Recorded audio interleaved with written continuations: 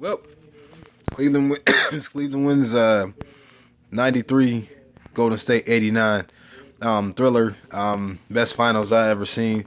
I grew up watching Michael Jordan, and Scottie Pippen was my favorite player.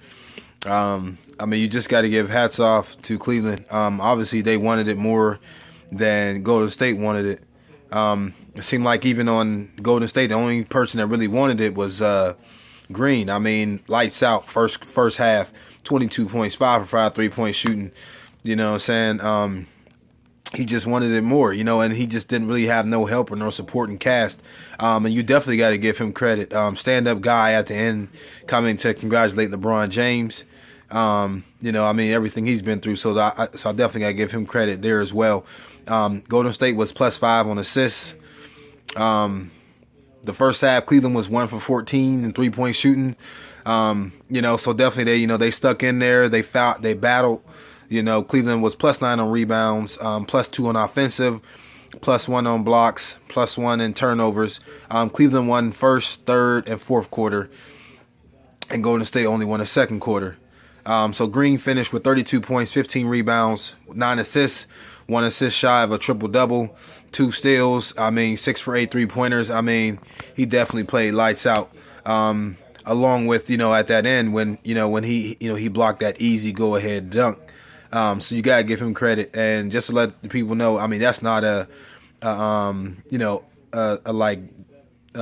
real foul, like a flagrant foul or anything like that. He just was just doing the basket. It's just a good hard foul to block that. Barnes showed up. He ended up having 10 points. Iguodala only had 4 points, 9 rebounds. Livingston only had 8. Barbosa only had 3. Together, Curry and Thompson, only had 31 points. This had to be one of their best shooting performances, and obviously they just really didn't come to play today. I just didn't think they wanted it to, and I guess the mindset from what happened in Game 6 kind of just carried over into Game 7. You can see it. Curry only had 17 points, 5 rebounds, 4 turnovers. He was 4 for 14 in 3-point shots. Thompson only had 14 points. He was 2 for 10 in 3-point shots. At some point, if this was any other team, we'd be sitting there talking about they're just shooting too many threes or that they're shooting bad threes. There's a point where you just got to go to the hole.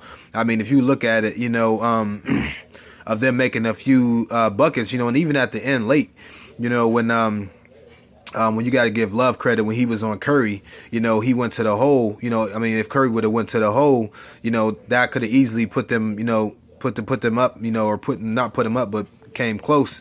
It would have been like a 1-point game, at that point, and they could have possibly went to the hole again and possibly get fouled or anything like that.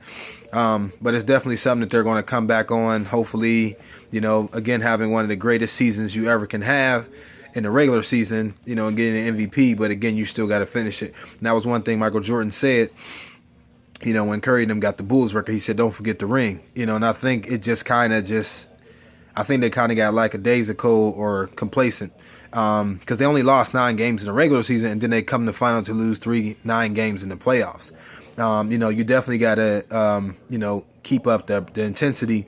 And also, too, one of the hardest things to do is to repeat as a champion, because everybody has a target and want to beat you.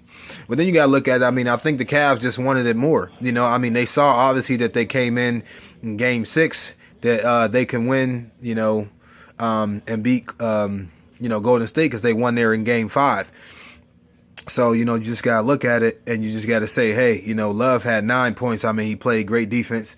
Thompson, 9 points, again, 3 rebounds. J.R. Smith, 12 points. Love had 14 rebounds, 10 defensive rebounds. Irving had 26, 6 rebounds. Jefferson, 2 points, 9 rebounds. You got to look at the fact that, and even when Curry was on Irving late, man, it was just a hell of a shot, But again, Curry had great defense. He was right there. You just can't do nothing. But I think, this is where, I would say that now Irving has graduated as far as, growing up and maturing as a basketball player and being, one of the, you could say one of the all-stars because this is where you really get to show, who you really are in crunch times. Are you going to be that leading man? Can you do that, kind of like how Jordan and Pippen was, when they played together? And Kyrie just showed up, shooting a basket late. He only had 1 assist, but he was just very aggressive, and I think he wanted it. And then you got to give hats off to the MVP. James led in all categories. James had triple-double again, 27, 11 rebounds, 11 assists. Again, 10 defensive rebounds. So, again, that's limiting Golden State to only 1 shot. No second chance points, 2 steals, 3 blocks.